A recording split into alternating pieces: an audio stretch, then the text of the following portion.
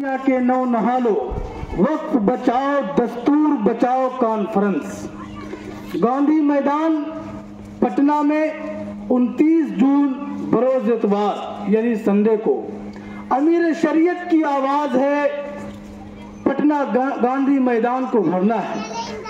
وقت آ گیا ہے کہ امت مسلمہ میدان کے راز کو گرم کر لے۔ وقت آ گیا ہے کہ اپنے مدرسوں اپنے مسجدوں کو چھوڑ کر میدان میں اتر جائے۔ وقت آ گیا ہے کہ امت مسلمہ ایک پلیٹ فارم پر جمع ہو جائے۔ امیر شریعت کی آواز ہے، اگر ہم ابھی بھی متحد نہ ہوئے تو یاد رکھیں ہم سے قبرستانیں چھین لی جائے گی، مسجدیں ویران کر دی جائے گی، ہمارے زمین کو ہڑپ لیا جائے گا۔ اس لیے وہ دن آنے سے پہلے امیر شریعت کی حکم پر ہم گاندھی میدان پٹنہ میں جمع ہو جائے۔ یاد رکھیں دشمنان اسلام ہمیں ٹک ٹکی نگاہ سے دیکھ رہے ہیں۔ وہ یہ چاہتے ہیں کہ مسلمانوں کا گوشت کیسے کھایا جائے، اس کی ہڈیاں کیسے چبایا جائے۔ دشمنان اسلام ایک پلیٹ فارم پر جمع ہو گئے ہیں۔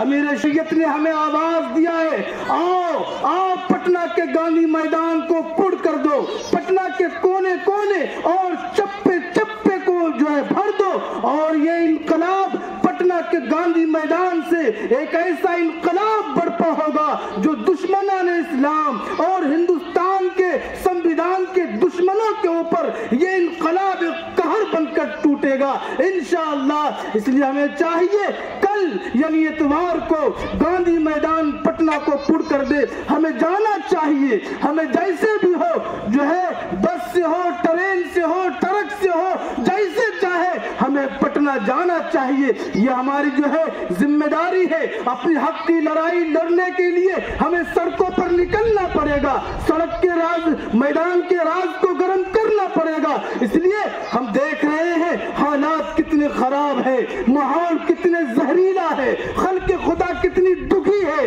اور ہر طرف ظلم ہر طرح سے جو ہے عام ہوتا جا رہا ہے اور انصاف لاپتہ ہو گیا ہے۔